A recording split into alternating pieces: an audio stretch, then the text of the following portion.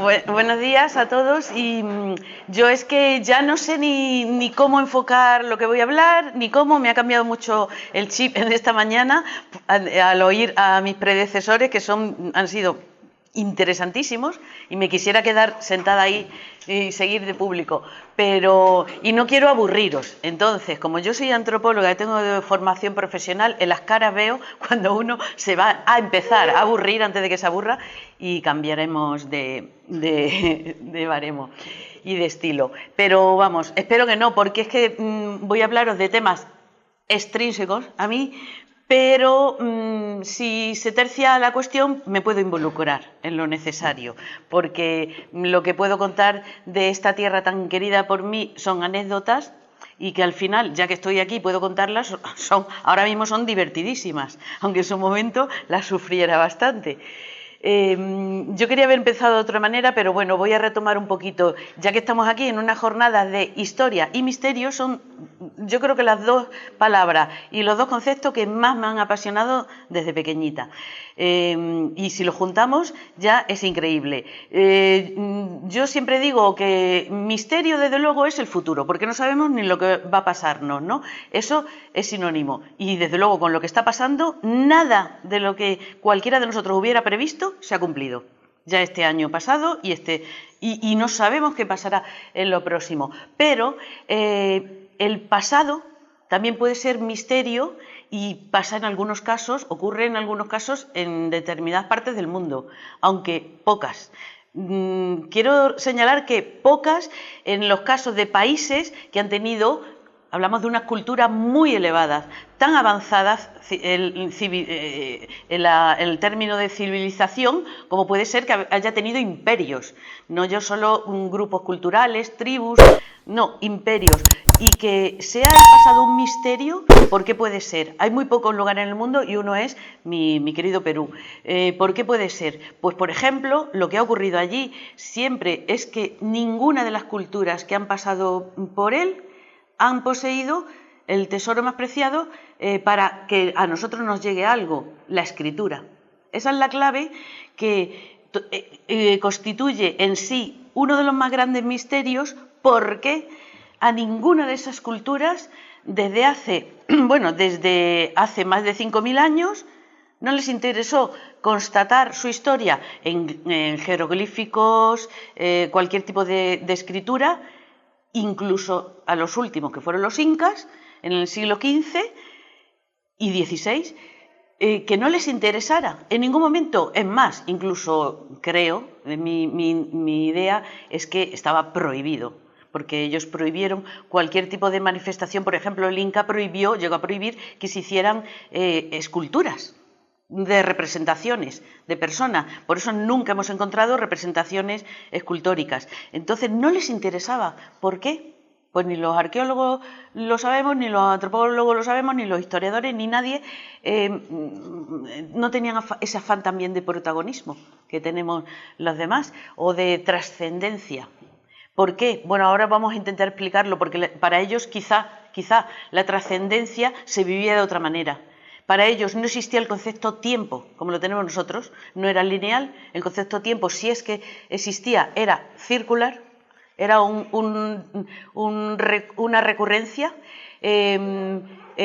Comenzamos, vivimos, pasamos a otro plano y luego volvemos, y así. Y cada, por ejemplo, 9 vueltas más o menos, sucede un Pachacútec, que quiere decir vuelta a empezar otra vez como eran los inicios. Entonces es diferente, y como es diferente no podemos, para estas culturas no podemos jamás aplicar nuestros patrones. Son muy etnocéntricos y encima son europeos, ya ni siquiera somos americanos. Entonces todo esto se ha estudiado, para mí, en gran parte erróneamente, pero no podemos solucionarlo, porque nosotros tenemos nuestro gran bagaje cultural greco-latino, y así vamos a tener que aplicarlo a todo. Otros tendrán el suyo. Entonces, aunque veamos, no asimilamos, solo vemos y nos causa estupor y misterio. Y eso es lo que a mí, bueno, desde pequeñita me llamó mucho por el gran misterio que encierra en todo. Vamos a ver, yo he traído ejemplos pero poquísimos. Ahora que me he dado cuenta digo, jo, ¿por qué no he traído la piedra sagrada de la Catedral de Cusco? ¿Por qué no he traído las chacanas en tantas ciudades que están al mismo nivel exactamente de altitud, unas con otras, formando un mapa exacto a nivel gigantesco en la geografía, que no se sabe cómo los incas podían controlarlo? O sea, hay muchísimas cosas que me he quedado en el tintero, pero bueno. Y además hoy he querido priorizar un poquito, no solo a los incas, porque ¿de qué nos suena el Perú? De lo inca. No, no. Es que el mundo, y casi lo más largo y más interesante, existió antes que lo inca. Cuando los incas llegaron fue algo como los romanos, que cuando llegaron a conquistar a los sitios iban aprovechando y tomando el bagaje cultural y religioso de lo que había antes. En cierto modo, claro, es un modo de tener al pueblo bajo tu mandato, pero también estás respetando lo antiguo. Entonces los incas eso hicieron, pero antes hubo mucho. Quizá a lo mejor no os suene tanto los ejemplos que voy a dar anterior a los incas, pero me interesa muchísimo, porque ahí estuvo la génesis de toda la sabiduría inca. El mito dice, bueno, ahora lo contaremos, que la sabiduría les venía de por sí a ellos. No, no, ellos la tomaron de esto otro que conocieron antes, de las culturas anteriores. Entonces, bueno, para empezar, para mí, o para todos, el ejemplo de mitos y ritos, yo quiero hablar de los mitos y ritos porque ellos son el reflejo del misterio que encierra su pasado y su pensamiento cosmogónico y religioso. Y entonces voy a hablar de esos ritos porque van a ser la representación de su mentalidad. El que más conocemos quizá es el pago a las Pachamama que hacen los chamanes.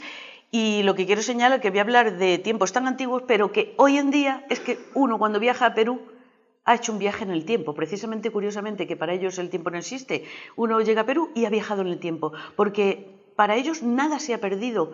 Es que todo lo que vemos ya existía hace 5.000 años, igualito. Es que hay cosas que vamos a ver que no han cambiado.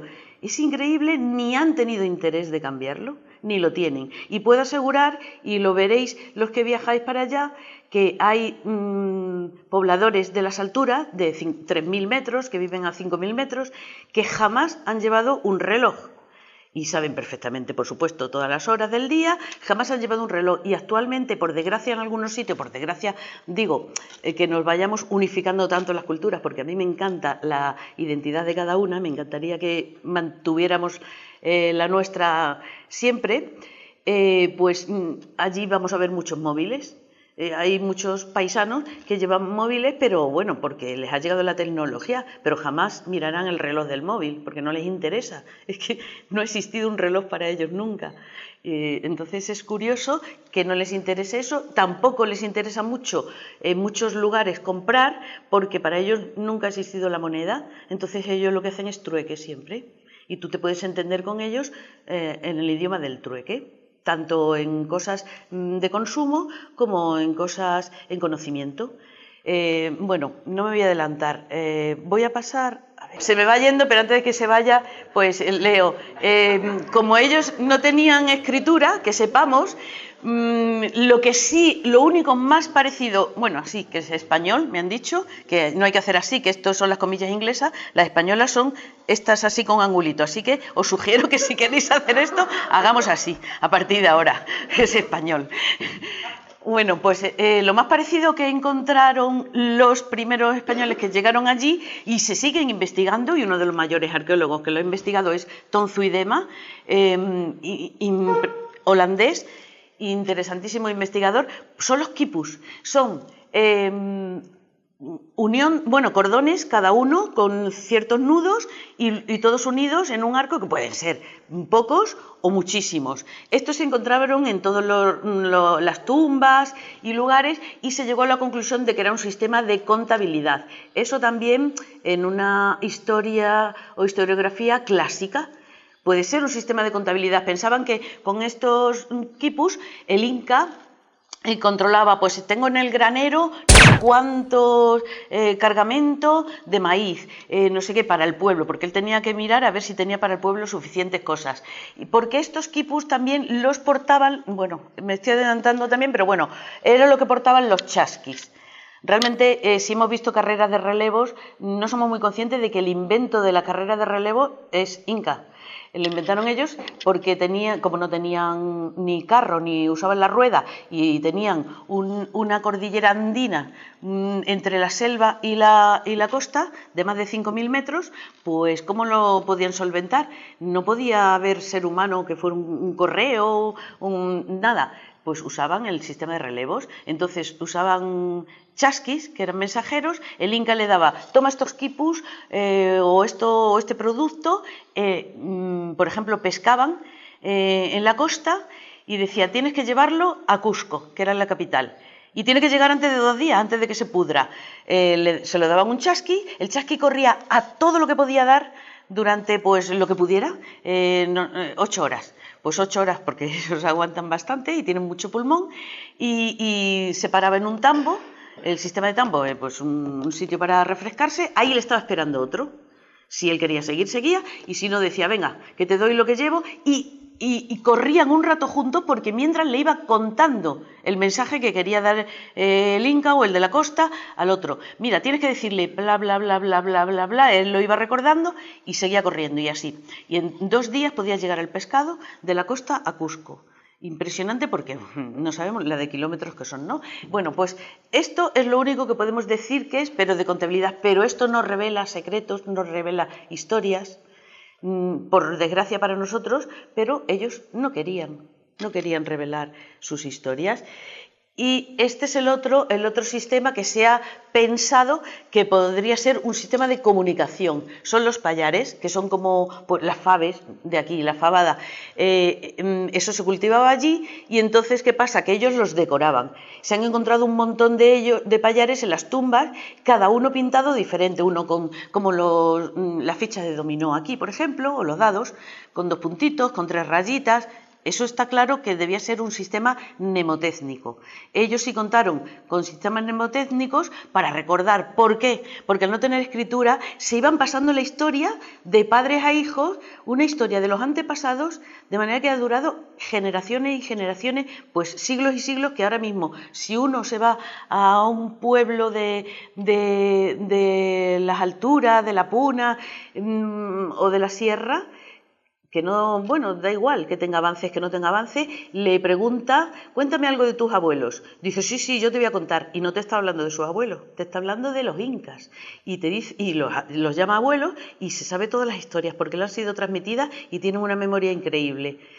Yo recuerdo una anécdota, vamos, llegando una vez a Machu Picchu después de hacer el camino inca, entrar por la entrada auténtica, que no es la que usa el turista, desde las alturas.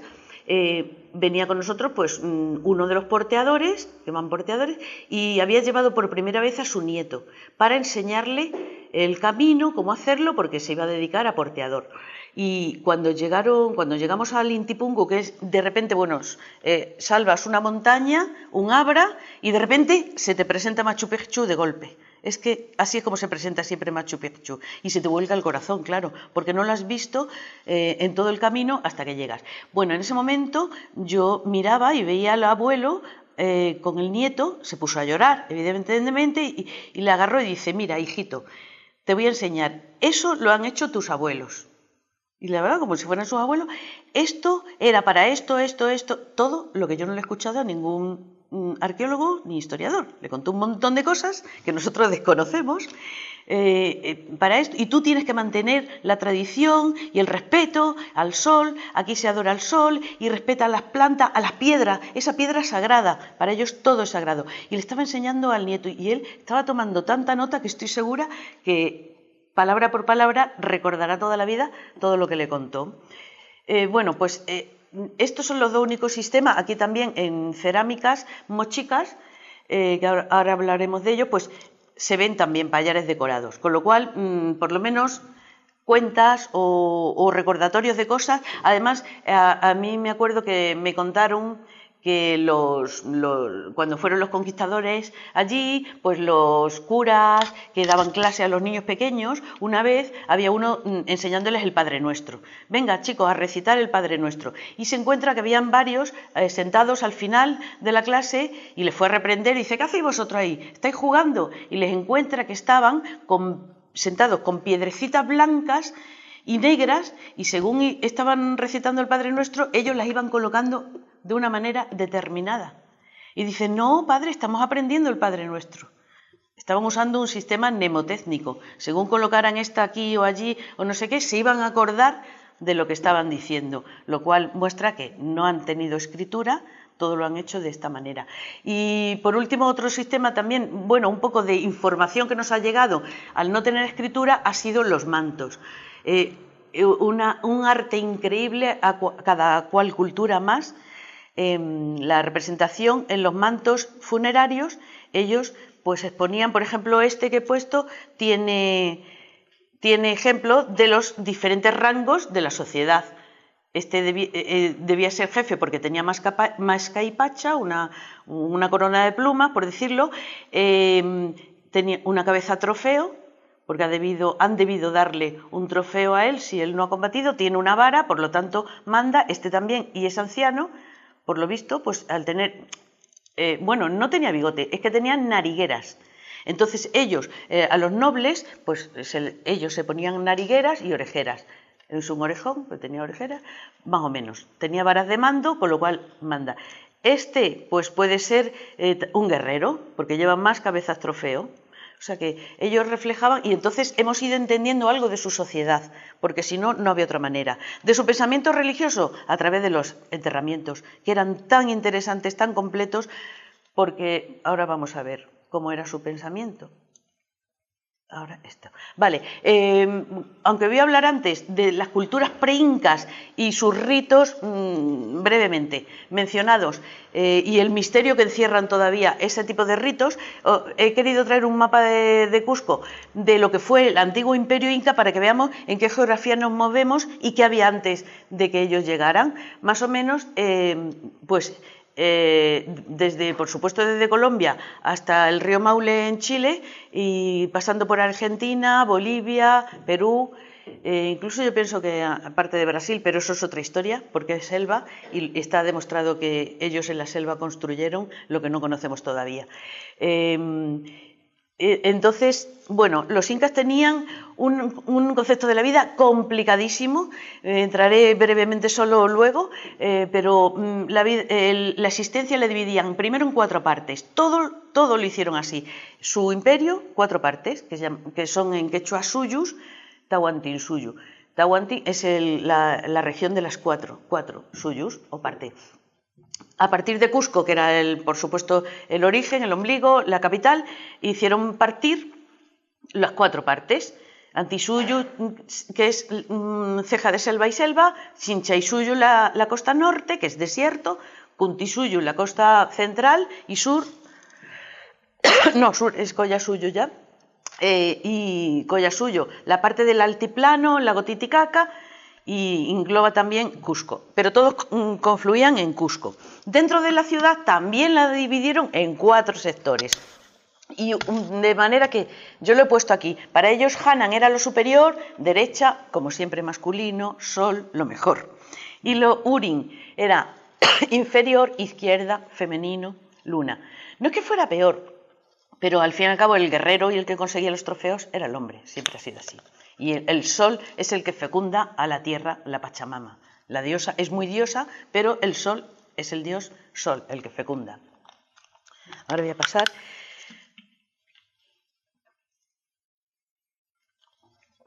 Bien, entonces quería remontarme de los primeros indicios que tenemos de rituales o de creencias que nos pueden llamar la atención. Perdonad, es que ando con alergia, un poco tardía. Y a veces me da.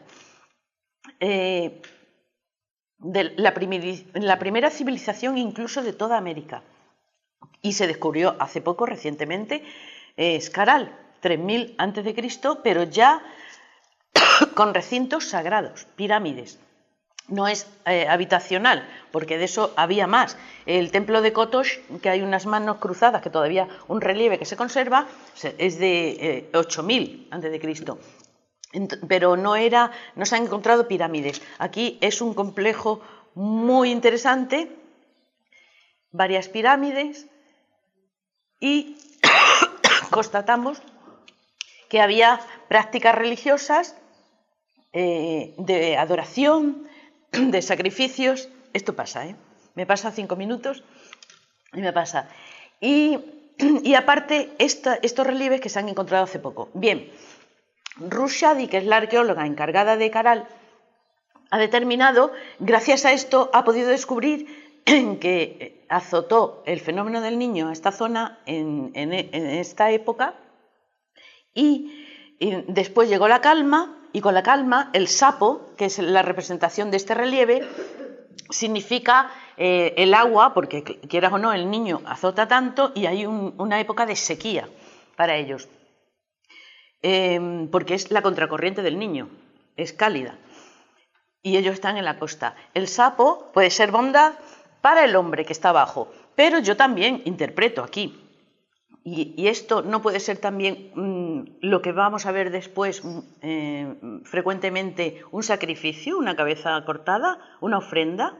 Entonces, hay que investigar mucho sobre esto porque se ha descubierto hace poco, realmente. Entonces, a mí me llama mucho la atención, pero evidentemente por detrás lo que hay son cabezas cortadas. Eso ya implica rituales y creencia, por supuesto, en que en el más allá, en que para algo les interesaba conservar esas cabezas o arrancarlas. Poco más sabemos de Caral, aunque esto sí que es muy interesante. En la primera representación de un dios del que vamos a hablar, el dios de los báculos, que a mí me interesa muchísimo, de los 2 báculos. Es una imagen que se ha repetido en todas las culturas de Perú prácticamente a lo largo de todo el tiempo, y unas no tuvieron que ver con otras. Evidentemente hubo influencia, pero a veces no hubo contactos y se ha dado. Y esta es muy gráfica, está en una vasija que se ha encontrado muy destrozada por la antigüedad que tiene, pero es la primera representación que vemos un ser que debía ser jefe porque tenía 2 varas.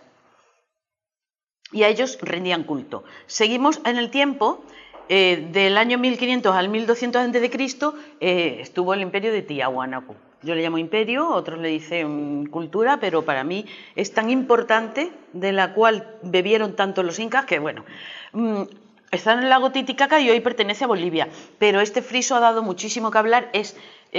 Todavía no se ha sabido el significado exacto, pero está la representación más importante del dios de los báculos. Que incluso yo es que esto lo vi por primera vez cuando era pequeña leyendo un cuento de Tintín, en el que admiré mucho, El Templo del Sol, que os recomiendo. Y desde que lo leí, que tendría 7 o 8 años, toda mi vida cuando estaba en clase aburrida, no sé qué, estuve dibujando esa figura obsesivamente, no sé por qué, pero siempre. Y dije, esto lo tengo yo que ver en persona algún día. Allí está, por ejemplo, también es el monolito Bennett, uno de los más grandes que yo he visto, 7,20 metros de altura. Le han tenido que hacer un museo especial de sitio de esa altura de techo porque no cabía en ningún sitio. Y esta es una foto antigua, que antes estaba incluso mejor que ahora, de toda la representación del dios de los báculos. Esto hay mucho que estudiar, pero bueno, resumo. Siempre se representa con unos ojos, con unas lágrimas, como yo estoy ahora, pobre eso, con unas lágrimas, con 2 báculos que acaban en serpiente o en puma, y con un faldellín. En este se ve, por ejemplo, lo tengo aquí, se ve 2 cabezas trofeo. Ahí no se ve mucho, pero luego en muchos tejidos que lo han representado sí tiene. Aquí los báculos, esos acaban en puma y estos son serpientes. Y todo esto lo vamos a ver en las diferentes culturas. Este señor, ¿qué suponía? Pues ahora, cuando hablemos de otra, voy a contaros lo que suponía para ellos. Para estos, he de decir, por esto que veis, que tienen también en un templo allí en Tiahuanaco una estela de Viracocha, representando a Viracocha. Lo que pasa que siempre ha sido, esto es uno de los mayores también misterios. ¿Por qué? Porque se llama la estela barbada, porque parece que lleva barba. Yo pienso también, cuando me pongo en plan arqueóloga, en plan escéptica, que es una nariguera máscara de la que usaban los jefes, que imitaba como si fuera una barba, pero sus leyendas y tradiciones orales hablan de que hubo un dios Viracocha que era blanco y barbado y que surgió del lago Titicaca. Creo que tengo aquí la diapositiva que quiero enseñar. Esto hablan todos sus mitos de esa tierra, y es de lo más interesante también que describen que él salió del lago Titicaca y fue caminando más o menos como la figura de Jesucristo, predicando: tenéis que ser buena gente, no seáis egoístas. Iba predicando y la gente muchas veces no le hacía caso y ocurrían desgracias. Entonces él seguía, y sí que consta, si no el caminar de un personaje, sí el caminar de una cultura, y consta que la línea fue, como se describe ahí, exactamente recta, y bueno, en 45 grados, a mí eso no me importa la inclinación, aunque es cierto, pero fue recta desde el lago Titicaca hasta la costa. Sí que es verdad que luego describió otra línea ascendente hasta Puerto Viejo. ¿Qué pasa con esto? Porque a lo largo de ese recorrido hay huacas sagradas, que son sitios sagrados que han ido construyendo las culturas incas y preincas incluso, y describen una línea recta, y son muy antiguas, y dicen, pues aquí paró Viracocha, pero si tú lo mides es recto completamente. Ahora, ¿cómo lo han controlado ellos si todo esto tiene un relieve infernal? Sube, baja, pues es un misterio. ¿Qué pasa? Que la leyenda dice que este hombre fue predicando bien, y cuando llegó a la costa dijo: yo me voy, pero volveré. Si os portáis mal con la tierra, con los dioses de la naturaleza, volveré y os castigaré. Por eso vemos lo de Puerto Viejo, porque él llegó allí, pero se fue a Puerto Viejo. Bueno, ¿qué pasó? Y esto lo habréis oído mucho. Cuando llegaron los españoles, con Pizarro, llegaron justo por ahí. ¿Por qué dicen que les confundieron con dioses? No es porque les impresionaran. Es que cuando veamos los atuendos de los incas y de todos estos, ¿qué les va a impresionar? Sí, que iban con caballos.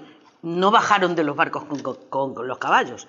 Y animales ellos tenían las llamas. Tampoco... eso yo ya no... O sea, no me lo creo. Simplemente es que él le dijo: yo volveré por aquí.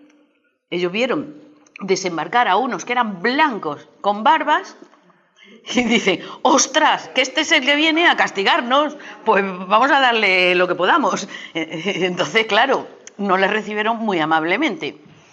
Y eso que, vale, era una conquista, pero no fueron en plan de conquista. Lógicamente iban con estrategias y fueron a hacerles trueque, a convencerlos y todo esto. Pero esa es la cuestión, por qué se les confundió. Entonces, aquí tenemos, yo quería hablar de uno de los primeros rituales que en el tiempo, en la andadura del tiempo que estoy haciendo, en esa zona. Al lado del lago Titicaca tenemos una necrópolis de Sillustani. Es muy interesante, y si viajáis os recomiendo ir, porque aquí eran enterramientos de los jefes de la cultura Colla, que era la que había antes de que llegaran los incas en esta zona. Pues son tumbas troncocónicas invertidas, algunos dicen que son con forma de falo, podría ser, pero para mí no. Para mí es algo que luego veremos con los incas, y estos no eran incas, eran antes. Para mí es un malqui, y ya veremos lo que es. Es el elemento que está uniendo los tres mundos. Ya hablaremos, no quiero complicar la cosa, pero aparte de los cuatro sectores en que consideraban los incas dividido el mundo, luego habían tres niveles del mundo. El Ucupacha, que es el de los muertos o difuntos, el inframundo; el Caipacha, el que habitamos nosotros; y el Hanampacha, el mundo superior. Tú cuando vives aquí. Cuando mueres, ahora lo veremos, te vas al superior. Pero luego das la vuelta otra vez, renaces desde abajo y seguimos. Entonces, para ellos, todo elemento que conecte lo que hay abajo, cuevas, incluso cuevas en las montañas, la tierra y el cielo, es sagrado. Entonces yo pienso, esto rememora a un árbol, el árbol para ellos es sagrado y le llaman Malki, y ahora veremos también, igual que a las momias le llaman Malki, y de esto vamos a hablar. Pero en fin, entonces esto es algo que se hace actualmente, yo he hecho la foto pues con gente que lo hace actualmente, pero porque antiguamente ya se hacía. En esta necrópolis hay un círculo grande que es el círculo del Sol y al lado, ahí como veremos, el círculo de la Luna, más pequeño. ¿Qué ocurre? Allí te cuentan que ellos han hecho, antes de entrar al recinto, como es un sitio sagrado que estaba, pues sus muertos importantes, tenían que entrar con respeto y con sumisión. Y además que la tierra te dejara entrar, pedirle permiso. Con lo cual aquí hacían un ritual de captación, actualmente se hacen otras cosas también, captar energía. Se llevan cuarzos, la gente deposita los cuarzos en el centro, que no se sabe por qué, tiene otro color la tierra, y tú excavas y no lo ha puesto nadie, excavas y excavas y tiene otro color. Este centro del círculo es más oscuro, como si estuviera quemado, pero tú excavas y sigue siendo oscuro, y al lado no es. Entonces, algo raro sí que hay, ellos dicen que es un centro de energía, y se sigue haciendo. Bueno, no he traído, pero bueno, aquí también todas las piedras para los habitantes de Puno son sagradas, porque son para los muertos. ¿Qué pasa con esa piedra? Falso, cuando llegaron los españoles no lo destrozaron. Es que yo iba una vez con un grupo que había en francés y decía, esto lo han destrozado los españoles, esto, y se llevaron todos los muertos. Y digo, hombre, lo que sí y lo que no. Aquí no llegaron los españoles, no lo conocieron, pero bueno, que no lo destrozaron, pero están destrozadas pues, por las batallas que ha habido allí y porque algunas estaban sin acabar. Pues esas piedras son sagradas. Hay una leyenda y el que vaya allí se lo van a contar. Constantemente te dicen, es que hay gente que ha robado las piedras o que se las ha llevado o para investigar y les ha traído el mal de la huaca. Y ciertamente hubo varios casos de estudiantes que se llevaron las piedras y al poco tiempo iban muriendo en extrañas circunstancias, como lo de la maldición de Tutankamón, algo parecido. Yo escucho y cuento, yo no entro ahí, pero es cierto que ha pasado. Y lo que sí no he dejado de hacer es comprobar cosas. Entonces, si uno lleva ahí una brújula, en las piedras que hay caídas ahí, pues al lado de las tumbas, pones la brújula y entonces ya empiezas a quedarte un poco impresionado, porque en la misma, esto pongamos que en la piedra, yo pongo la brújula aquí, está el norte para allá, me lo marca, la voy moviendo y empieza no solo a cambiar de orientación, empieza a girar como una loca. Y aquí acaba y ya no marca el norte ahí. Cuando se queda quieta, en otra parte de la piedra no marca el norte, lo marca para otro lado. Bueno, yo he pensado, pues habrá magnetita aquí, pero no hay magnetita, es andesita. Se han analizado y son cosas que no se saben por qué, ¿no? Hay otra piedra ahí en la entrada que se puede ver que es muy alta y a un nivel intermedio tiene dibujado una espiral, o sea, grabada, una espiral de la época. Tú pones ahí la brújula y efectivamente en ese punto la brújula se vuelve loca. Pues son misterios. Ellos ya sabían que ahí pasaba algo en ese punto de la roca. ¿Pero cómo? Porque ellos no tenían brújula. He contado esto como chascarrillos, no pensé que yo veo alucinaciones, pero es que lo vais a ver vosotros si vais allí. Otro misterio que quería hablar, este es muy desconocido para los turistas. La puerta de Aramumuru, de hecho, no se descubrió hace demasiado tiempo. La descubrió Jorge Luis Delgado Mamani, no sé si le conocéis alguno, yo le he conocido. Es antropólogo, arqueólogo, entonces una persona respetable, que no es un advenedizo ni un vendehistoria. Y esto lo voy a resumir muchísimo porque es, para mí, guarda el mayor de los enigmas, uno de los mayores. Esta puerta es así, tal cual, se encontró, está cerca del lago Titicaca y es así. No hay escrito, no hay nada, no podemos saber qué se hacía con ella y para qué servía. Con esos canales que hay al lado hay muchas teorías. Sí que es cierto que se han encontrado restos, animales, en estos canales. Es de pensar que se hacía algún tipo de sacrificio y bajaban las vísceras o la sangre. Pero hasta ahí. Es una puerta falsa y como ya he adelantado sin darme cuenta, pero esto, yo me puse porque me dijeron, es que esto está hecho para una persona. Cuando va un visitante, pues no cabe, pero yo, como soy más o menos del tamaño de los antiguos peruanos de allá, me puse y efectivamente me queda a la medida. Y dije, pues yo voy a experimentar lo que otros no pueden, porque como seas muy alto no puedes. Entonces ellos cuentan que sus ancestros ya lo hacían, se ponían así y en los 4 puntas, 4, no olvidemos, siempre los 4, la cruz del sur, los 4 puntos cardinales, para ellos es sagrado. Y con el corazón, de hecho, a la altura del corazón hay un saliente en la roca. Entonces tú pones el corazón pegado justo a ese saliente. Que me aspen si yo no experimenté cosas extrañas, que nunca tampoco había experimentado. Porque nada más bajar, y además yo iba con más gente, o sea que todos experimentamos lo mismo. Ya es un término antiguo, pero estamos hablando de antigüedades. Bajamos del autobús y de repente no es más que pisar la tierra y me empezaron a temblar las piernas. Entonces digo, pues hay un terremoto, ¿no? ¿Notas algo? Sí, me están temblando las piernas. Oye, a mí también, y otro estaba en otra parte y también.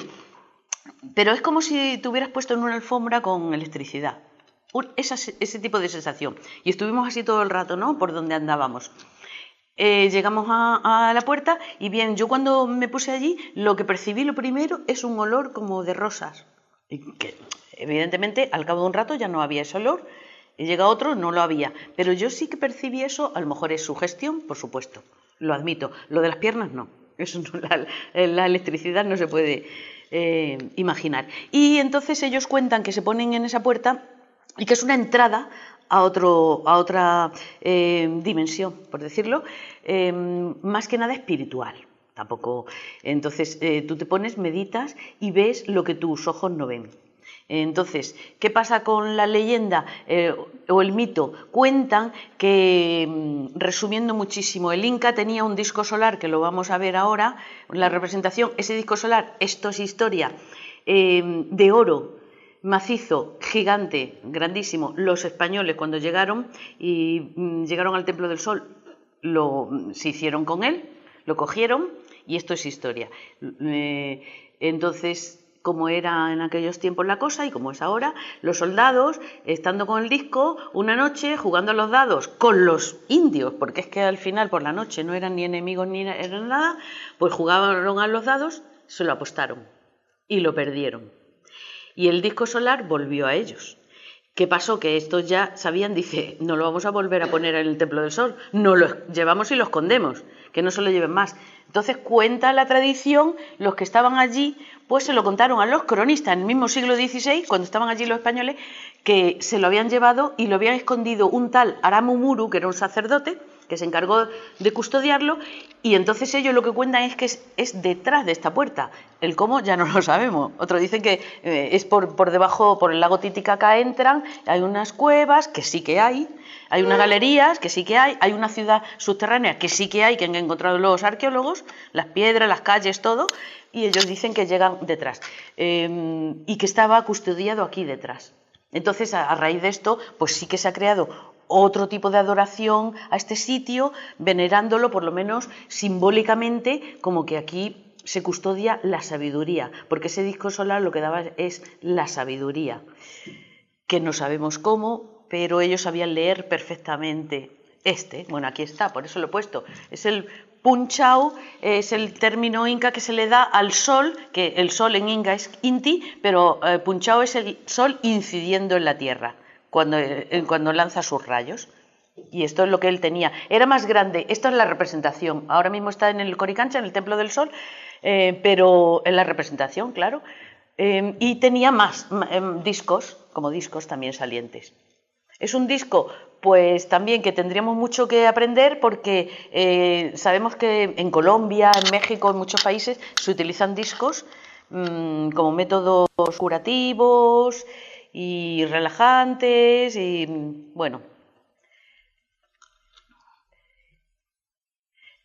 Entonces, yo quería hablar a partir del lago Titicaca, En la isla... Ah, ya, esto.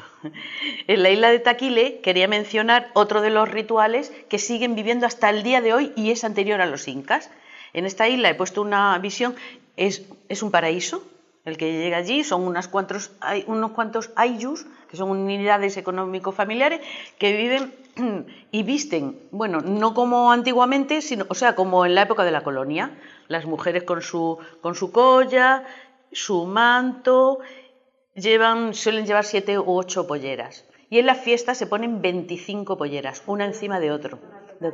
Qué pena que no he traído las fotos, porque tú las ves y queda la pollera hasta aquí, y todo de colorines. Pero es que cada pollera significa algo, una experiencia en la vida, un año de vida, un hijo, un montón de... Son historias, ellos cuentan historias a través de los tejidos, a través de las piedras, a través de todo.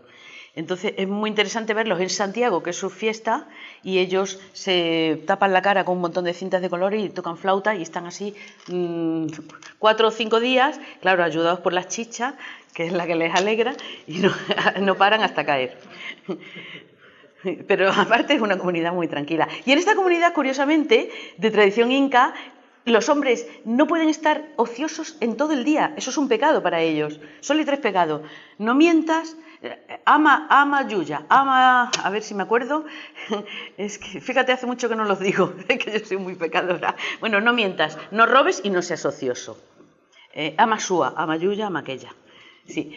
Entonces, ellos están tejiendo los gorros y todo, los chuyus, todo el día tejiendo, porque no pueden estar quietos, y la mujer mientras pues cocina, cultiva el sembrado, pero él es el que teje.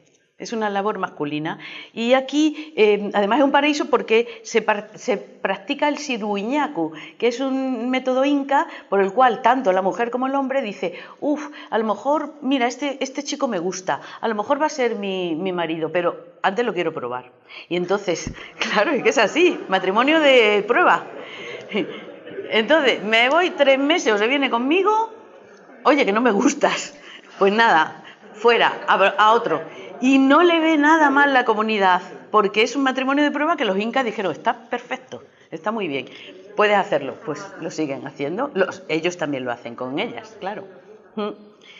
Entonces, bueno, en lo más alto de la isla hay un templo que queda poco ya de ellos, pero bueno, van haciendo apachetas, que son montañas de piedras, que esta también la hemos visto en el Camino de Santiago, pero es un templo inca y aquí se hace el ritual al ponerse el sol.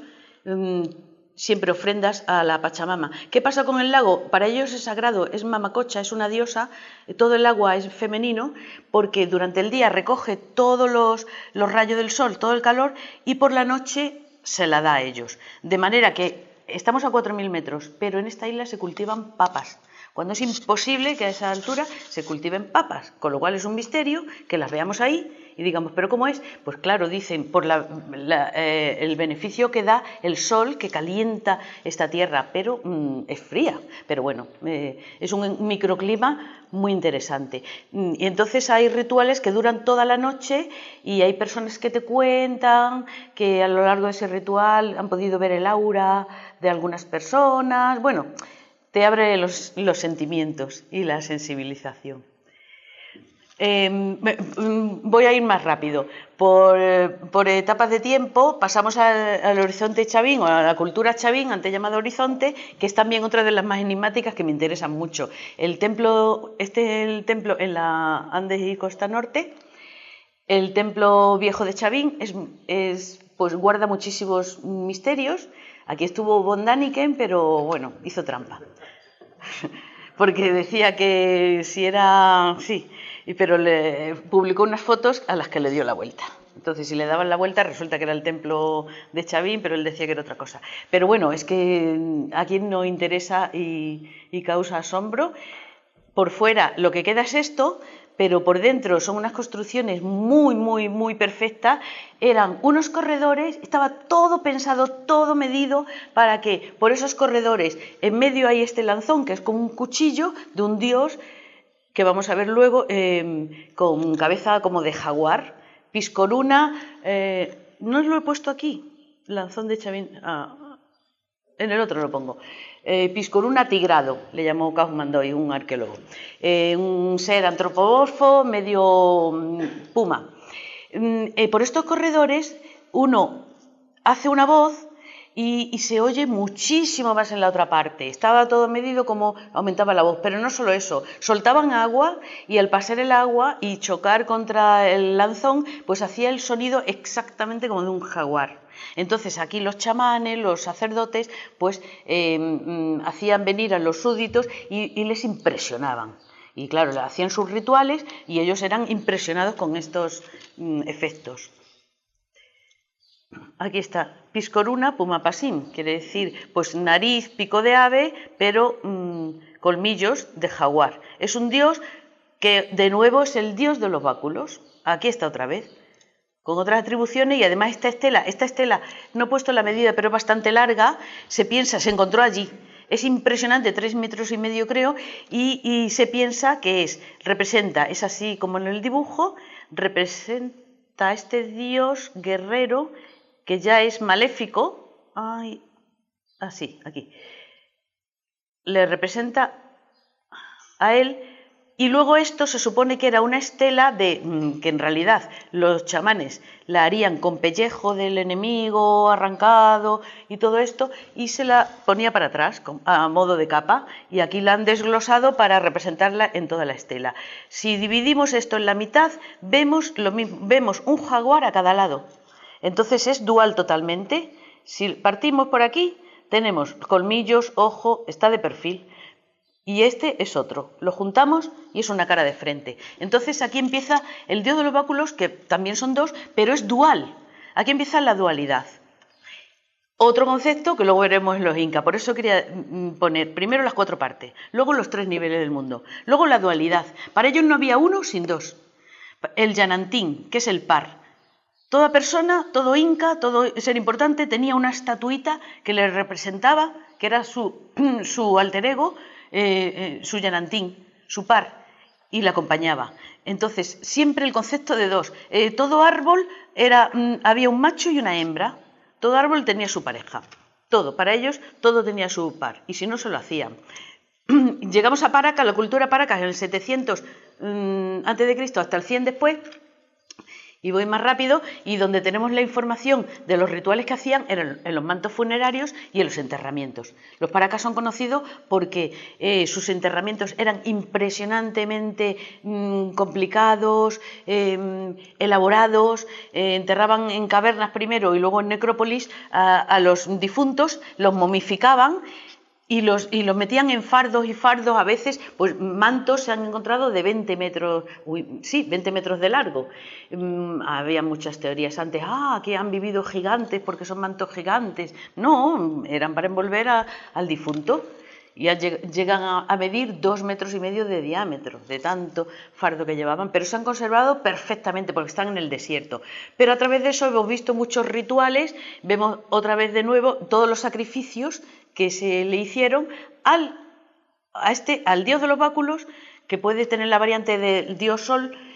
Yo, al contrario que muchos arqueólogos también, pienso que el dios Sol no fue el más importante en la costa. ¿Por qué? Pensemos una cosa, en la costa, en desierto costero, que es allí desierto, en una cultura que vive allí y que necesita, ¿qué necesita para vivir? Agua. Claro, oasis y verde y comida. ¿El sol qué les hace? ¿Les beneficia? Es un castigo. Entonces, por eso vamos a ver que creemos algunos que el dios más importante era la luna. Y el sol, pues sí, era importante y había que temerle y tenerle respeto y hacerle sacrificios, evidentemente.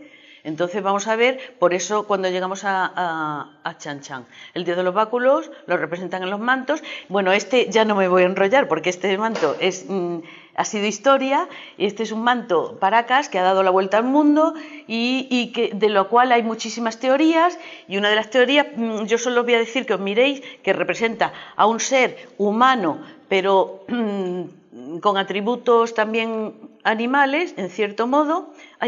Le he dado para atrás. Pero, si os fijáis, este es el vientre y lleva dentro una criatura. Entonces, es una mujer embarazada, se supone, por todos los estudios, claro. Y lo que aquí se ha estudiado, teorías, es que esto representa todas las fases del embrión, porque son diferentes, cada una, y va desarrollándose. Y estas las de los espermatozoides. No, al revés, miento, las de las colitas, ahí, los espermatozoides, y esta es la del embrión, el huevo, cuando se han juntado. Es muy complejo todo el análisis que se ha hecho, las manos no tienen pulgares y en cambio se los tienen los pies. Es muy compleja esa historia, pero bueno, digamos que aquí, que no está entero, en uno de estos hilos o cordones umbilicales que le salen, está representado la unión entre el espermatozoide y el óvulo. Eso es lo que han interpretado ellos, que debían saber bastante de medicina. Claro, ellos hacían operaciones, como vamos a ver, y sabían de medicina, pero que sepan también el interior del cuerpo humano, pues revolucionó bastante la historia de la arqueología. Lo que sí tenemos claro es esto, que dominaron totalmente el arte de la deformación craneal como signo de estatus social. El que más alargado tenía el cráneo era el más noble, entonces desde pequeñitos se los iban alargando, como para demostrar de la clase social que eran. Había otras deformaciones aplanadas y eran de otro tipo. Y esto también las trepanaciones craneanas, que hasta hoy siguen siendo un enigma, un misterio de cómo controlaban ellos, porque hoy en día se puede, pero cómo controlaban que no pasara. Bueno, si tenías un mal, ellos te lo iban a sacar, el espíritu estaba en la cabeza siempre. Y entonces te trepanaban, te harían lo que te fueran, te pondrían plantas, pero la trepanación era algo muy invasivo en aquellas condiciones y circunstancias. Pues no pasaba nada porque al final esto cicatrizaba, como en la muestra, no está abierto el cráneo. Se ha vuelto a regenerar hasta cerrarse del todo. En otros casos se ve que no se ha llegado a cerrar porque has vivido un tiempo, pero te has muerto de infecciones y de todo. Este hombre afortunado vivió toda su vida con un boquete que le habían hecho en el cerebro. Esto lo hacían con cuchillos rituales y, o sea, esto hasta hoy en día pues lo admiramos. Después tenemos a la cultura mochica en la costa del norte, también por esa zona, y lo más conocido, he puesto la foto de lo que más conocemos, por supuesto el señor de Sipán. Desde que se descubrió esta tumba no podemos admirarnos más. Aunque no lo sepamos o no nos demos cuenta, su ajuar funerario, aparte de lo que han robado todos los huaqueros y han robado por encargo de coleccionistas estadounidenses y suecos y de otros sitios, se ha robado muchísimo material en oro puro. Aún así, el ajuar funerario en oro es más numeroso y más rico que el de Tutankamón. O sea que imaginemos, con todo lo que hemos visto de Tutankamón, mucho más. La tumba tenía 7 capas de ajuar funerario, de planchas, de oro, todo de oro, plata y bronce. Estos no conocían el hierro y todo lo hacían en eso. Y esta es la tumba donde se encontró el señor de Sipán, pero se ha dejado una reproducción. Pero más o menos se encontró así, la primera de las capas, unos collares de chaquiras, joyas, habían piedras preciosas, semipreciosas y, como digo, orfebrería en oro. No he puesto aquí muchos elementos, pero tenemos, por ejemplo, estos son protectores cosales, se los ponían atrás para protegerse a modo de armadura en las guerras y son de oro. Luego hay otros de plata. Los de oro representan al sol y los de plata a la luna. La tumba también estaba dividida en 2 partes, sol y luna, y toda la parafernalia. Pero gracias a estos descubrimientos hemos sabido de sus prácticas rituales, sobre todo funerarias. Cuando se moría el señor, toda su corte se iba con él al otro mundo. Claro que no era un castigo porque iban a vivir mucho mejor, iban a continuar su vida. Entonces toda su familia está ahí, mascotas, sirvientes, estaban en la tumba. Este es el dios que ellos respetaban y veneraban, el Ayapaec, que también es el de los báculos, y este es el dios degollador. Ellos hacían rituales en esta huaca. Bueno, esto es una representación que hicieron, le hice la foto para que veáis cómo hacían rituales de guerra, ellos danzando, se ponían los atuendos de guerra. Y este es el dibujo que está allí mismo en la pirámide principal, que ellos llaman Huaca, y que yo digo es de la luna. Bueno, le llaman de la luna, pero es la menor. Entonces, hay teorías que hay dos. Hay una muy grande con más de 4 millones de adoquines de adobe hechos a mano y esta pequeña, que es la única que se ha investigado y se ha visto que por dentro está llena de frisos y le llaman de la luna. Yo creo que la de la luna es la grande, que no se ha investigado todavía. Se cree que está toda maciza. A ver si tengo una foto de lejos. Pero cuando se investigue yo creo que se va a descubrir cosas impresionantes. Son templos que se han ido ocupando en diversas épocas del tiempo y están saliendo todos estos frisos. Impresionante, cuando antes se creía que era maciza.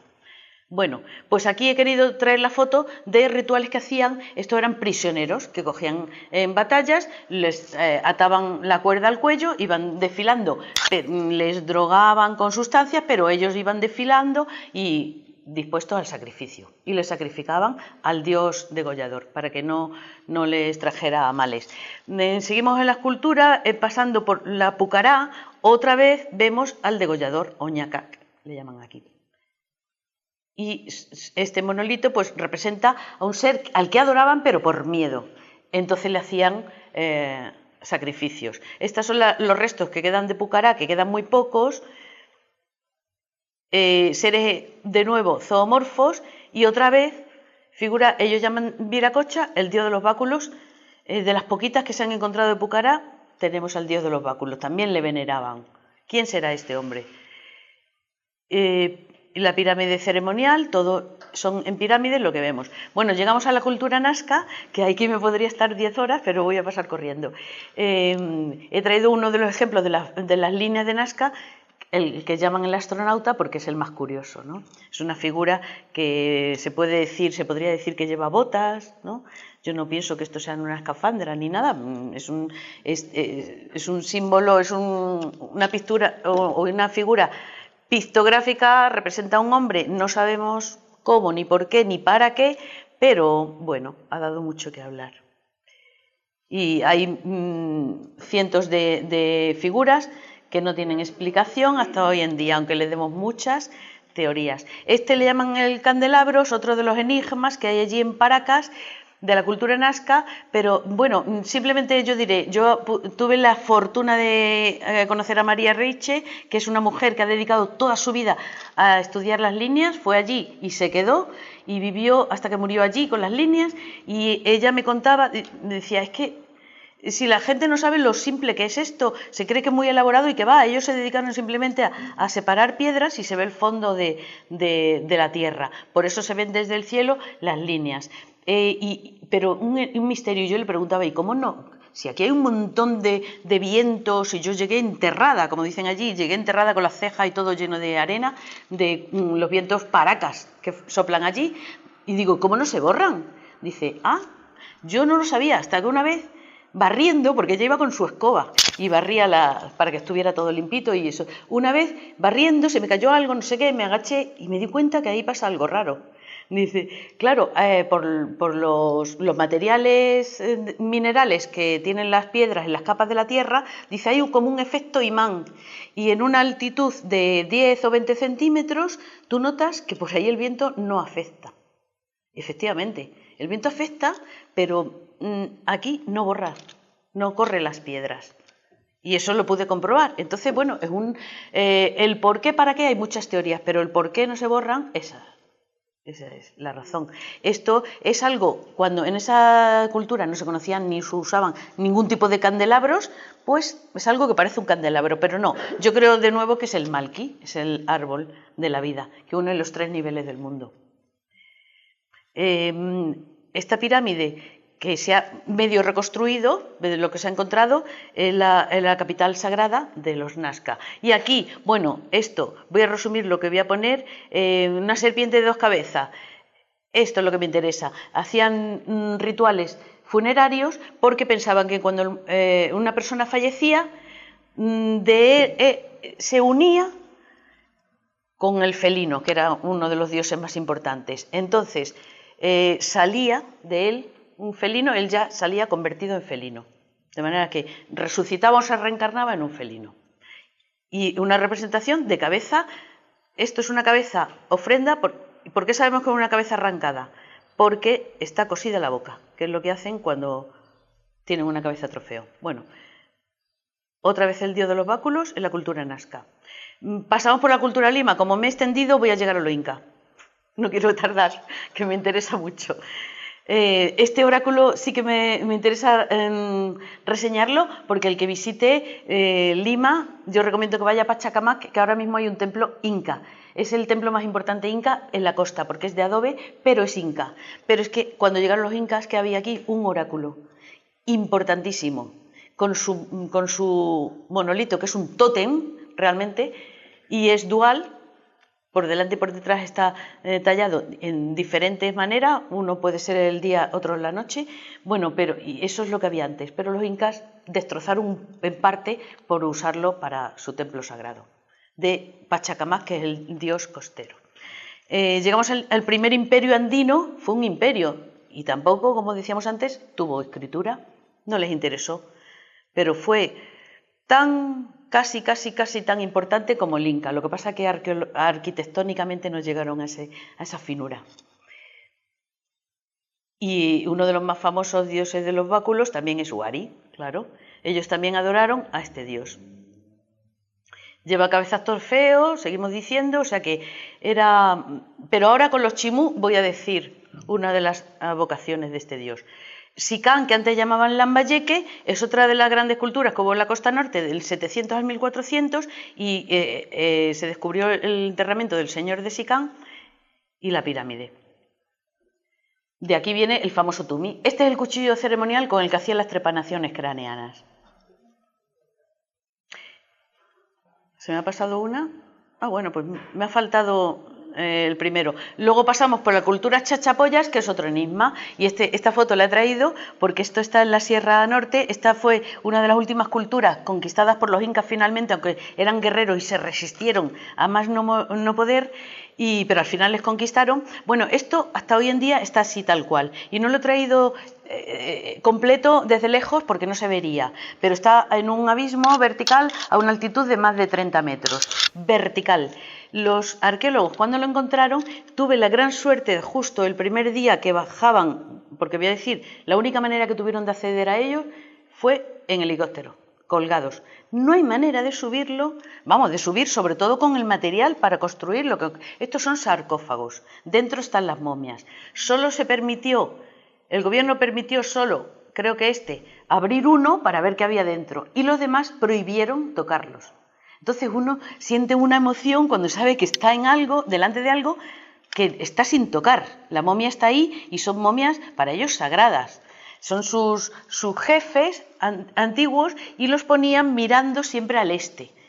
¿Por qué? Porque ellos recibían la energía del sol, se supone, y se la daban a ellos. Era el favor que le hacían a los herederos. Entonces, el arqueólogo Kaufman Doig, uno de los que lo ha investigado, pues eso, me lo encontré en Tarapoto, estaba yo en Tarapoto, que desde donde salía el helicóptero, y me dijo, no, es que no hay manera. Y mira que yo no sé qué voy a hacer con el helicóptero, pero me van a descolgar porque no podemos acceder a ellos. Y no nos explicamos cómo han podido subir ellos, y no solo han puesto sarcófagos, han hecho casas y todo. Aquí, la Laguna de las Momias, que se descubrió pues no hace tanto también. Yo creo, de verdad, no me gusta presumir de nada, pero de eso sí, porque me costó la vida. Fui la primera española que estuve allí, porque nadie se atrevía, porque pasas más de 14 horas con el barro hasta aquí, vas en mula, pero la mía por suerte pues no, yo me bajé de ella y ya te tienes que andar y ellas se van, pero hay algunos extranjeros. El hijo de Rockefeller estuvo aquí y todo esto pues no les importó, y las mulas se quedaron sepultadas allí porque van, como todo es barro, llegas a un punto y a ellos les da igual, claro, la mula queda abajo pero yo me he salvado. Entonces ahí, por principio, yo cuando fui dije, no, yo me bajo de la mula y yo voy andando, y da igual, si veo que me va a cubrir pues me voy para atrás, pero bueno, 14 horas andando con el lodo cubriéndote es duro, luego subiendo, luego tienes que hacer rappel, montañismo y hasta llegar ahí. Me acuerdo que además fue un pique personal, porque ahí me encontré, era el primer periodista de National Geographic que lo quería fotografiar y yo con mis muleros y con los guías dije, vamos a ganarle, que el español tenía que ganar. Y llegamos antes que él, claro. Entonces, bueno, un pique bueno. Y ahí se descubrieron 300 momias. ¿Qué pasa? Que la historia es chistosa también, pero bueno, es que es típica. Allí lo descubrieron unos que estaban desbrozando el terreno, unos agricultores que viven por allí, y es la verdad, tengo que decir en qué circunstancias, pues uno cuando fue a beneficiar a la tierra, con abonar la tierra, estaba justo en cuclillas. Y mira para el frente y ve ahí esto, como unas casitas de colores con momias y dices, no me lo puedo creer. Pues claro, entonces subieron, las vieron, pero ¿qué pasa? A ellos ni les importaban, no sabían que eran sus antepasados y empezaron a jugar. También habían tomado y entonces empezaron a hacer un juego muy macabro, diciendo, te vas a la laguna, ¡pum! Y tiraron 100 y pico de momias que se han perdido porque las tiraron en ese juego macabro, pero se pudieron rescatar más de 300 momias, que ahora están en el museo. Y además, he de decir en su honor que cuando yo estuve aquí, por supuesto no existía el museo, pero todo el que más apoyó para la creación de este museo fue el párroco de Leimebamba, que era de Mérida, paisano mío, y que me invitó a jamón serrano que le había llevado a su familia y que allí es un tesoro. Dice, no sabes lo que vas a comer, y a la otra parte del mundo me como jamón de mi tierra. Entonces él dio el dinero, él y la arqueóloga Sonia Guillén, que son los que pusieron de su dinero, hasta que luego ya el gobierno, por supuesto, ayudó, porque se estaban estropeando las momias ahí y las conservan perfectamente, tal como se encontraron. Bueno, ya llegamos, esto, con los chimús quería hablar. Esta es la ciudad sagrada de Chan Chan, que es impresionante también. Se repite el sistema, el señor de los báculos, tenían ídolos y la orfebrería finísima en oro. Esta foto la hice en el museo, pero es que no sabía cuál elegir porque hay tanto trabajo impresionante. Y esto ha sido hace muy poco, no he puesto el año. Bueno, creo que ha sido casi llegando a la pandemia, un poco antes de la pandemia. Se ha descubierto uno de tantos yacimientos con sacrificio de niños. Yo me acuerdo que, por desgracia, yo cuando estudiaba arqueología todavía estaba el buenismo de el inca Garcilaso de la Vega, el cronista, que decía que los incas jamás habían hecho sacrificio humano, porque en las crónicas se lee que hacían sacrificios a guaguas. ¿Qué pasa? Que guaguas en quechua es cachorro y bebé, las dos cosas. Entonces ellos se acogieron, Garcilaso de la Vega era mestizo, mezcla de inca, además heredero de los incas, y él no quería que la historia supiera que habían sacrificio humano. Y a mí misma en la universidad pues me decían, no. Y además yo tenía compañeros, varios que ahora son, catedráticos de arqueología, que viven allí en Cusco, vinieron de allí y ellos mismos, y siguen la religión del sol, además. Y ellos decían, no ha habido sacrificio humano, pero se ha ido descubriendo en los últimos años, por supuesto que sí, es sabido que habían sacrificios de niños porque eran los que más podían contentar a los dioses castigadores de la naturaleza. Entonces es una gran lástima, entre 4 y 14 años, más o menos, que los sacrificaban. A mejores temas. Llegamos al Imperio Inca y ya acabo. Quería hablar de algunos rituales. He querido poner la foto porque el que haya tenido la suerte de subir a Machu Picchu habrá sentido, algo maravilloso. Además es una pirámide natural, hay mucha energía allí, hay que ir. Pero el que haya subido al Huayna Picchu, mejor todavía. Es una montaña que solo tiene como cima 3 rocas desiguales en las que si te descuidas es que te la pegas. Hay un japonés, todo el mundo cuenta que se mató, porque ya se sabe la afición de los japoneses a hacer fotos, y entonces le estaba diciendo a uno, el que estaba delante, no, más para atrás, no, que no sale entero. Y las rocas son así, una así, otra así. Entonces él fue para atrás y se despeñó. O sea, la verdad es que el que va allí tienes que no tener vértigo. Yo he ido con un amigo que tenía vértigo, me he tenido que poner en el caminito por fuera Y luego cuando lo he pensado digo, ¿pero qué he hecho yo? Para que él no tuviera vértigo, que iba pegado a la pared, yo iba con un pie fuera de la esta. Si llego a mirar, pues es un poco difícil subir, pero merece la pena. ¿Por qué? Porque se ve el perfil de cóndor con que fue construido. Bueno, cóndor, la cabeza, es que lo vemos desde el otro lado, ¿no? Entonces, ellos te cuentan, y es verdad, esa es la cabeza, las patas, las alas, las patas de atrás, o la cola, perdón, las patas de atrás.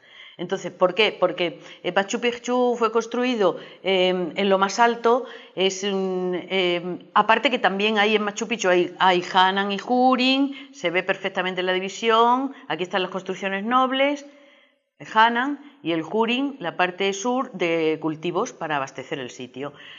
Hay muchas divisiones, pero representaba el nivel del Hanan Pacha, el que está más cerca del sol, porque está muy alto, hacían rituales al sol. Bien, entonces el animal tutelar del Hanan Pacha era el cóndor, porque es el que vuela. El animal tutelar del Kai Pacha en el que vivimos es el puma, para ellos, el que vive allí. Y el tutelar del Uku Pacha es la serpiente, porque es la que transita por terrenos subterráneos.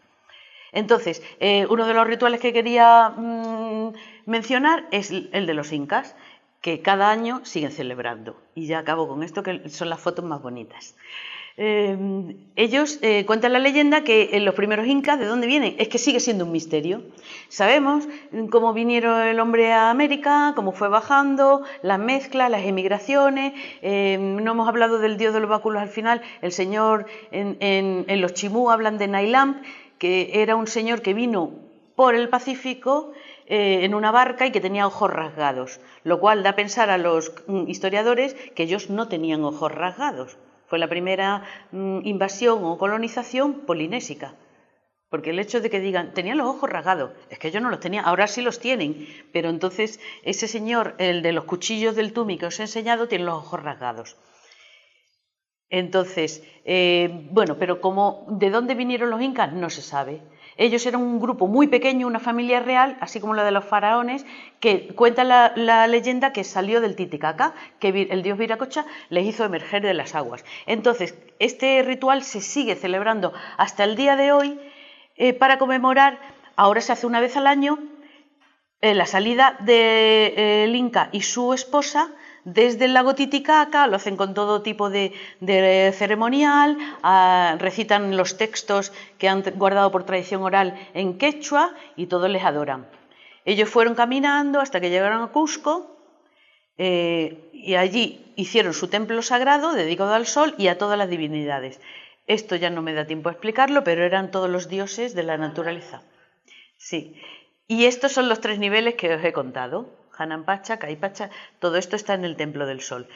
Esto es lo que yo digo, le llaman Malki. Esto es una roca que había ahí in situ y ellos la acercaron y, bueno, la han acercado después, pero ellos la han adorado siempre como una huaca, aunque fuera natural, da igual, porque es algo clavado en la tierra, está uniendo los 3 niveles.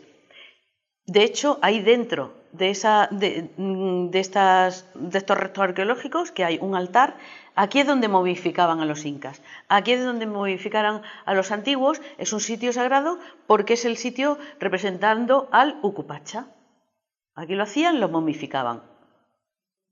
Y se sigue representando, esto es una reproducción, porque ellos a todos los incas los momificaban y en todas las fiestas, es un poco macabro quizá, pero en todas las fiestas los sentaban en hornacinas en sus casas y ellos presidían todos los rituales, de manera que en todas estas celebraciones que vamos a ver ahora, ellos estaban en plan momia. Pues se hacen rituales de pago a la Pachamama, de agradecimiento, y se sigue haciendo. Los chamanes están a la orden del día con hojas de coca, con ritos propiciatorios y de agradecimiento a la tierra. Hay un pueblo que os recomiendo visitar, que es el de los Queros, que es el que más ha mantenido las tradiciones incas hasta el día de hoy. De hecho, la vestimenta poco ha cambiado o nada, nada. Y casi todos son chamanes. Te leen la hoja de la coca, saben ver augurios. Y entonces el ritual del que quería poner unas cuantas fotos, y ya lo contaremos, es el de, evidentemente, el Inti Raymi, es el más importante en Perú. Cada 24 de junio, que es el solsticio nuestro de verano, allí es el de invierno. Ellos empiezan a sembrar y como quieren que haya buena cosecha, al dios le piden, por favor, que se porte bien con ellos. Entonces llega el Inca, o lo muestro en fotos tal como pasaba entonces, porque ahora lo reproducen igual. Llega el Inca, llegan tocadores de pututu, que son unas caracolas que traían del mar para anunciar su llegada. Los jefes o barayú de cada ayllu, de cada pueblo, bajan, como siguen bajando de las comunidades, y son los jefes locales a los que respeta el pueblo. Aparte de que haya un alcalde legal, ellos son los jefes sociales y tradicionales, y les respetan más a ellos. Cuando el alcalde quiere algo, le pide a ellos que se lo pida al pueblo. Son de sangre directamente inca, ¿no? Van los inchis o guerreros anunciando la llegada del Inca. Cada 24 de junio, como digo, vienen representantes de todos los suyus o partes del imperio, de la selva, del desierto, de la montaña, del altiplano, y le hacen una serie de danzas impresionantes. El texto, todo lo que habla el Inca en quechua, se supone que viene de tradición oral directa, y ha sido siempre así. Les hace una serie de recomendaciones y de anuncios. Llega el Inca, bueno, esto es muy bonito y solo es lo último que cuento. Ese día el Inca espera los primeros rayos del sol. Antiguamente, por supuesto, el disco solar no lo sacan en esta foto, pero ponen el disco solar, el primer rayo de sol da en el disco solar, lo refleja, y él tiene en su pecho, aparte de la túnica de oro, un cuenquito de oro, en medio un poco de algodón. Entonces, al darle el rayo, arde el algodón, empieza a arder y todos le aclaman como hijo del sol, y estás brillando como el sol, y todos los rayos reflejados en el gran disco solar salen para todo el imperio. Entonces es la imagen viva del hijo del sol. Igual que el faraón, el Inca era hijo del sol. Le veneran, y él bebe chicha, que es la bebida sagrada hecha con maíz, y la tira a la tierra, la Pachamama, para decirle: yo te hago ofrendas y quiero que te portes bien conmigo como yo me porto bien. Entonces el Inca lleva el símbolo también del sol, la masca y pacha y todo. Y al final le pasean en las andas tal cual, representando más o menos como era antiguamente. Es impresionante estar en esta fiesta, dura todo el día, bailes, danzas. Es la fiesta a la que más acuden en toda América. Vienen andando desde todas partes del antiguo imperio inca, de Bolivia, de Colombia, vienen peregrinando, andando, bueno, y bailando con una juerga que no veáis. El día anterior llegan a la plaza de Cusco, bailando, danzando, y en toda la noche no duermen, bebiendo ponche de habas, chicha y de todo. Entonces el Inca luego se va a la triple muralla de Sacsayhuamán, que ya tendríamos que hablar mucho de ello, ahí hace el ritual final. Antiguamente cogían una llama, le abrían el pecho con el tumi, elevaban el corazón al sol. Si seguía latiendo el corazón, iba a ser un año de muy buenas cosechas. Si paraba de latir, malos augurios. Yo, cuando he estado en esta fiesta, pasó algo rarísimo, y es con lo que quiero acabar, otro de los misterios. Justo cuando estaban leyendo los augurios, y estaba la televisión filmándolo, porque es un acontecimiento nacional y las televisiones lo filman, pero ¿qué pasa? Que los mismos de la ciudad de Lima, o de periodistas, ellos siguen también teniendo su religión al sol. Entonces hablan en otro idioma que nosotros no, hablan de cosas que la veríamos absurda. Pues en el momento que levanta el corazón, empieza una granizada tremenda. Estaba el cielo descubierto, como habéis visto, y una granizada, y decían: pero si nunca ha granizado en Cusco. Digo: vaya, tengo que venir yo y que me caiga a mí el granizo. Pero bueno, y todo el mundo, los presentadores de televisión y todo, decían: ¡ay, madre mía, que está granizando, nos está castigando el dios Cuichi, el Illapa, el Coyur! Todos nos están castigando porque nos estamos portando muy mal con Pachamama. Le estamos metiendo mucho químico, mucha porquería, estamos matando a la madre tierra, y nos lo está recordando, así que a ver si tomamos nota. Entonces, para ellos tuvo su mensaje. Me parece muy bien, y el que no, ¿cómo se dice? Pues el que quiera ver, que abra los ojos. Y si queremos cerrarlos porque no nos interesa ver, pero es verdad que nos estamos cargando a la tierra. Y ya está.